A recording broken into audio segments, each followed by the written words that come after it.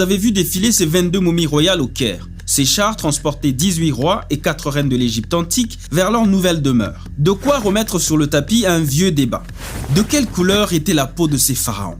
Elle était noire même au-delà de la 18e dynastie. Et si on avance plus dans le temps, les autres rois non plus. Les Ramsès, les Séti, les Toutankhamon, les Amenophis, les Hatshepsut. En plus, en regardant les effigies, les personnages, les corps, parce que je travaille beaucoup sur les corps, c'était tellement évident que ces corps-là, c'était des corps de noirs, de Camille, etc. La question peut paraître banale, mais pour l'égyptologue Yopoleka Somé, elle cache un crime culturel. Et ça ne concerne pas que l'Égypte. Dans les années 60, on disait encore que Grand Zimbabwe avait été bâti par les Phéniciens, non pas par les Négro-Africains. C'est-à-dire tout fait de civilisation qui a une certaine valeur, qui a une certaine pertinence, ça ne peut pas être l'œuvre des Négro-Africains. Donc, à plus forte raison, la civilisation égyptienne.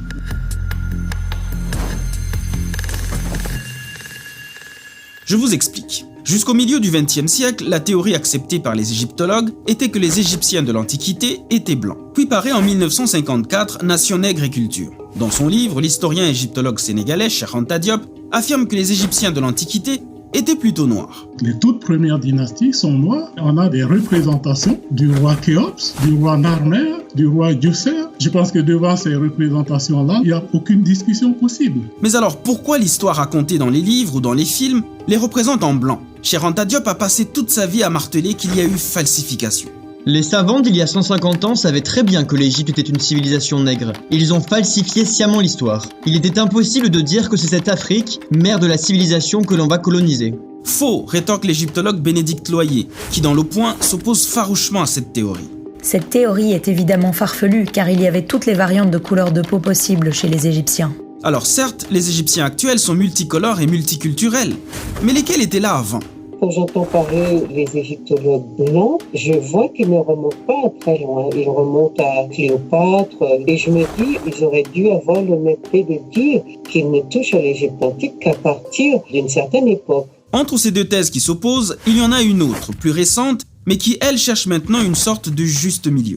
Le consensus à l'heure actuelle, c'est qu'on a erré dans un sens pendant longtemps en voulant en faire un pays entre guillemets trop blanc. Ensuite, il y a eu à partir des années 60 la tendance inverse qui était de faire de l'Égypte un pays trop noir. Et c'est comme s'il n'y avait pas de zone grise entre les deux. Mais de quoi est-il question ici ?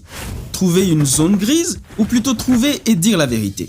Car comment expliquer par exemple le fait qu'on retrouve des traits esthétiques négro-africains chez des personnes que l'on dit blanches? Même quand on voit Cléopâtre, elle est coiffée comme une pharaon noire, elle porte vraiment les attributs du pouvoir des pharaons, des reines d'Égypte. Cette sociologue martiniquaise n'a pas seulement étudié la coiffure de Cléopâtre, elle s'est également penchée sur le cheveu des Égyptiens anciens en général. On voyait que c'était des coiffures faites sur des cheveux qui ne pouvaient pas être des cheveux lisses et peu fournis, c'est-à-dire la coiffure au carré qui porte une mèche sur le front et qui tombe sur le cou, et on va retrouver cette coiffure-là de manière très systématique sur toutes les dynasties nègres de l'Égypte. Alors, ici aussi, il y a une thèse contraire, et elle est signée Le Parisien. Les Égyptiens étaient mat aux cheveux bruns, comme leurs descendants méditerranéens. Pour la sociologue Juliette Smeralda, il y a méprise. Je crois qu'on confond les invasions des leucodermes qui arrivent bien plus loin dans la civilisation des Noirs et qui vont s'accaparer beaucoup de traits de culture des Noirs et se les approprier et puis vont la blanchir.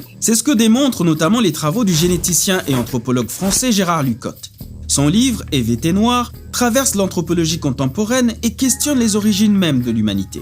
Il a écrit un ouvrage pour montrer que la première femme était noire, celle dont on dit dans la Bible, qu'on représente dans la Bible comme étant blanche. Eh bien, lui, il la représente comme étant une femme noire. Et pour ce qui est de l'Égypte, Yopoleka Somé admet qu'il y a eu effectivement des dynasties non autochtones, c'est-à-dire non africaines. Cet enseignant de langue hiéroglyphique cite entre autres deux dynasties Hyksos, deux dynasties perses, la dynastie des Macédoniens et celle des Romains. Sur plus de 300 pharaons, ça en représente quand même une cinquantaine. Donc, c'est ça l'exception. Du début jusqu'à la fin, jusqu'au dernier pharaon autochtone qui s'appelait Nectanebo II. Il a été vaincu par les Perses en moins 343 et il s'est réfugié dans le sud. Mais en quoi tout ça est important ? Pourquoi polémiquer sur la couleur de peau des Égyptiens anciens ? Eh bien, imaginez une seconde que la race qu'on a rabaissée s'avère être celle qui est à l'origine des sciences de la médecine, de l'art et bien d'autres, comme par exemple L'écriture, c'est-à-dire le fait d'écrire, vient de là.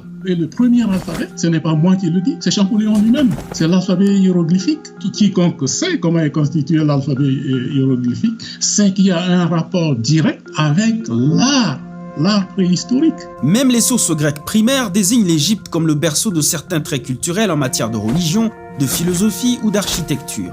Et comme le précise l'historienne Aurélie Damet, l'ancienneté chronologique de l'Égypte explique en partie la fascination qu'elle a exercée sur des auteurs comme Hérodote, Platon ou Diodore de Sicile. D'ailleurs, ce dernier récapitule ainsi la liste de ceux qui ont fait le voyage en Égypte. Des poètes, des architectes, des philosophes, des législateurs et des mathématiciens, dont Solon et Pythagore. Pour Juliette Smeralda, nier que les Égyptiens anciens étaient noirs, c'est nier aux Noirs leur contribution à la civilisation. Depuis que le monde blanc est aux commandes, il n'a eu de cesse de cacher tout ce qui rappelait la prestigieuse civilisation des Noirs. Que ce soit dans la musique, dans la technique, les Blancs se présentent comme étant ceux qui ont inventé la technique, la technologie, les prouesses de la modernité. Et d'après elle, c'est révélateur de quelque chose de beaucoup plus profond que ça. À mon avis, les Européens ont un problème avec leur propre histoire, leurs origines, parce qu'ils refusent de reconnaître une ascendance noire dans leur lignée et en même temps,